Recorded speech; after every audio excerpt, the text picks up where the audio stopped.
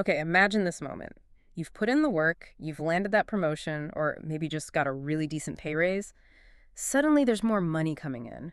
Hmm. What's the very first thing that jumps into your head? Ah, the fun part. Right. Is it a new car? That bigger place you've been eyeing? Or just, a really well-deserved holiday? It's a pretty universal feeling, I think, that immediate urge to upgrade, to Mm. finally feel like you can relax a bit financially. But here's a slightly uncomfortable question. What if that completely natural urge, that positive feeling of upgrading, is actually, well, the biggest trap? Hmm, The thing holding you back from real financial freedom? What if chasing that bigger lifestyle is quietly stopping you from getting truly secure? it's a tough thought, isn't it? It is, but it's kind of central to what we're digging into today. Our mission, really, is to explore why that moment of joy, getting more income, can be such a critical fork in the road, for better or potentially for worse. Right. We want to unpack how you can build real, lasting wealth, a secure future, not just, enjoy today a bit more. Okay. So ready to dive into what some people call a silent wealth killer. Absolutely ready. And yeah, that silent wealth killer, it has a name. Lifestyle inflation. Right. It's actually quite straightforward when you break it down. Yeah. As your income goes up, well, your spending tends to go up too. Okay. Your lifestyle just sort of expands to fill that new financial space you've got. Like a balloon. Exactly like a balloon. More money comes in, it's like pumping more air in, Yeah. and the lifestyle just inflates along with it. Yeah. And it's really important to understand this isn't about being bad with money, is it? Not at all. Yeah. No, this is deep-seated. It's human nature, really. We're kind of wired to want comfort, improvement. Sure. But the sneaky part is how our idea of normal just shifts, Mm-hmm. often without us even noticing. Mm-hmm. Those little treats we used to have now and then, they become daily habits. Luxuries sort of quietly morph into necessities. Yeah, I can see that. Precisely. And the real danger is that it feels like progress. You're working harder, earning more. Right. But financially, you might just be running faster to stay in exactly the same place. You're not actually getting ahead. Like a treadmill. It is. Recognizing that cycle for what it is, a treadmill, not a path forward. That's the vital first step to actually breaking free. It's about being really mindful of where your money is going. Okay. This brings us nicely to a story you mentioned earlier, a kind of familiar tale that serves as a bit of a warning. Yes, Sarah and Tom. It's a classic example. So they started out like loads of couples, right? Small flat, sharing an old car. Counting the pennies, very relatable start. Definitely. Then, careers move forward, promotions happen, pay raises kick in. Yep. And for them, it was significant. Their income nearly doubled over time, Wow. and their lives looked upgraded in pretty much every way you could think of. Okay, like what? Well, they moved into a bigger house, got a newer, flashier car, Yeah.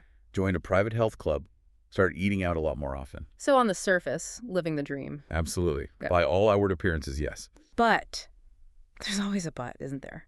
What was the paradox? Well, the paradox was, despite nearly doubling their income, they still felt that constant nagging stress about money. Really? Even with double the income? Yeah, because the bigger house, they meant a much bigger mortgage. Mhm. The new car, higher monthly payments, insurance, Ah. and those lovely holidays they were taking, they were often going straight onto credit cards. Ouch. So the savings. Barely moved. Yeah. Stubbornly stagnant. They were perhaps living a dream, but financially, they were completely stuck. That's a common trap, isn't it? Heartbreaking, actually. It really is. More income didn't make them wealthier. It just made them busier managing more expensive bills. Right. Their lifestyle definitely grew, but their financial security, it just didn't keep pace. So the lesson there is pretty stark. It is. Upgrading your lifestyle doesn't automatically mean financial freedom. In fact, it can leave you just as stressed, maybe even more so, just with nicer stuff. Hmm. Sarah and Tom's story is a real prompt for all of us, I think, to maybe choose a different path. Okay.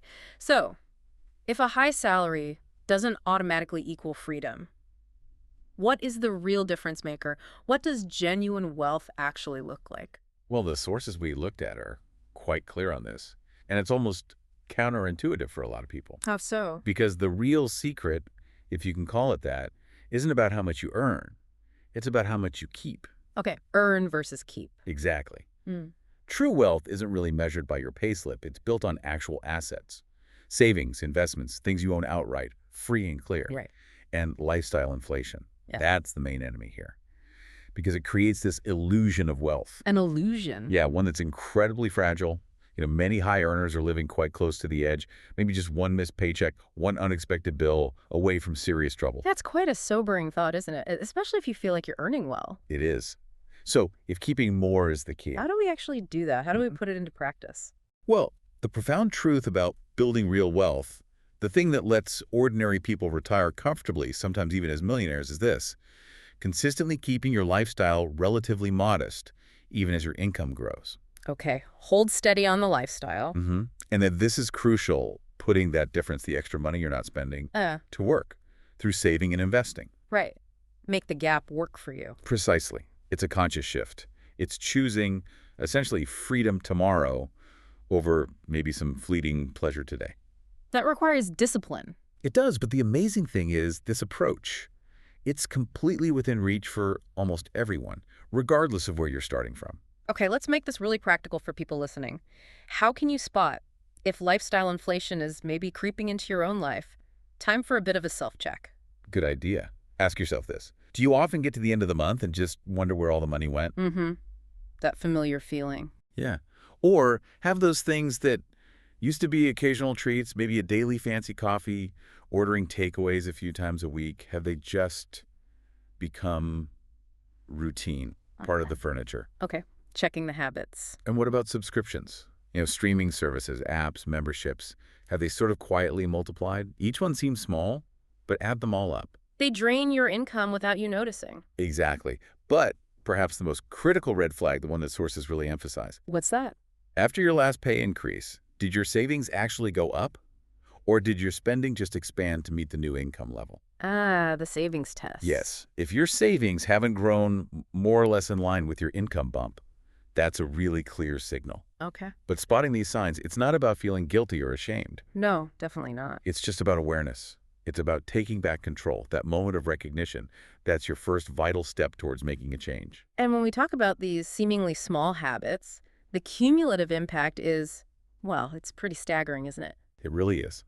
That daily 3-pound coffee you mentioned, over a year, that quietly adds up to over 700 pounds. Wow. Weekly takeaways, easily over 1,000 pounds a year, maybe more. And it's not about saying you can never have a coffee or a takeaway. Not at all. It's about the opportunity cost. It's asking, what else could that money do for your future? Right. What's the trade-off? Exactly. And think about bigger upgrades too, like financing a brand new car versus maybe buying a reliable used one outright.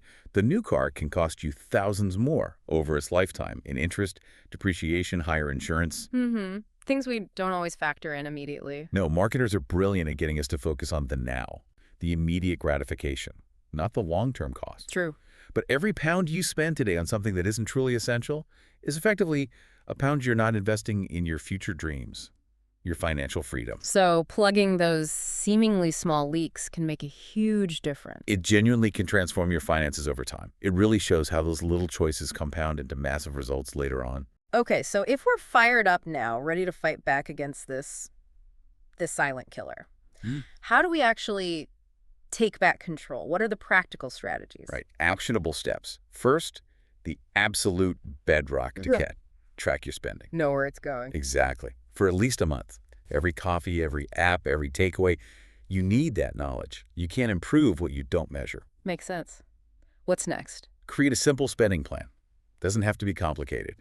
The 50-30-20 rule is a great starting point for many. How does that work again? Simple. Aim for 50% of your after-tax income to cover your needs, housing, bills, essentials.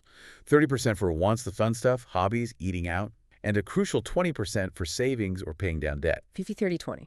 Needs, wants, savings. Got it. It provides a framework. Yeah. And then when you get that next pay raise, Yeah. here's a really powerful technique. Okay. Decide in advance where that extra money is going to go before it even hits your account, really. Plan the raise. I like that. Yeah. We've seen people have great success by automatically allocating, say, at least half of the raise straight to savings or investments. And the other half? Enjoy it. Yeah. Guilt-free. Because you know you're also taking care of your future. That sounds like a good balance. And even better, automate your savings. Set up a standing order. The day you get paid, boom, money moves to your savings or investment account. Out of sight, out of mind. Exactly. It happens without you even thinking about it. Reduces the temptation to spend it. Okay. Any other tricks? One more good one, especially for bigger purchases. The 30-day rule. The 30-day rule. Yeah. If you see something non-essential you really want, Force yourself to wait 30 days before buying it. A cooling off period. Precisely. Often, after a month, that initial burning urge has faded. You realize you didn't need it that badly, or you find a cheaper alternative. Saves a lot of impulse buys. That's clever. These habits, they put you back in the driver's seat, not your impulses. Small, consistent changes, they genuinely lead to amazing results. And it's not about deprivation, is it? Not at all. It's about intentional living. Enjoy your success, enjoy your money, but always, always make sure you're investing in your future self too. Because building lasting wealth, it really is a marathon, not a sprint. Absolutely. Consistency trumps perfection every single time. And think of it this way. Every time you consciously resist unnecessary spending, you resist that lifestyle inflation. You're doing what? You're effectively casting a vote for your future self, for their freedom, their security, their dreams. I like that framing, voting for your future self. Yeah. And automating your savings, that pay yourself first idea, it's key. You adapt surprisingly quickly to living on what's left. You're normal. You do. Hmm. And your savings just quietly build up in the background almost effortlessly. Mm-hmm. Also, remember to set clear goals for your savings. Make them vivid. Make them real. Why are you saving? Knowing your why. Exactly. Yeah. Is it a down payment? Yeah.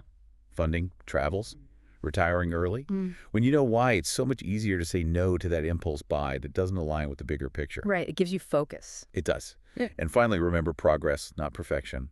Some months will be harder than others. Life happens. Just get back on track. Don't beat yourself up. Never. Celebrate the small wins along the way. And just be kind to yourself.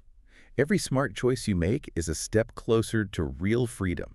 So wrapping this up then, what's the big takeaway for everyone listening? Well, lifestyle inflation, it's powerful. It's a silent wealth killer, as we said. But, and this is the crucial part, it is absolutely not unbeatable. We have control. You do.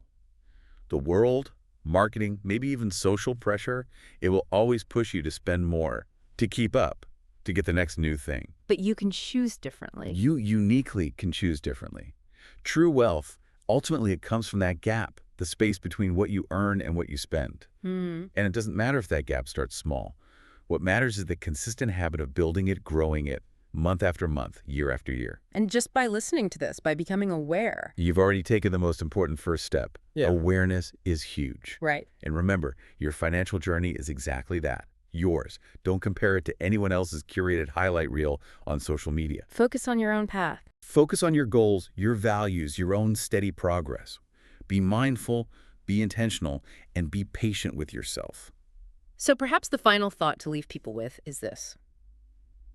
By intentionally managing your lifestyle, by resisting that urge to inflate it with every pay bump. You're doing more than just securing your financial future. What are you doing? You're truly defining what enough actually means for you on your own terms. Defining enough. Exactly. And in doing that, you're gifting yourself the ultimate freedom, the freedom to live life the way you want to live it. And that surely is a freedom that goes way beyond just the numbers in your bank account.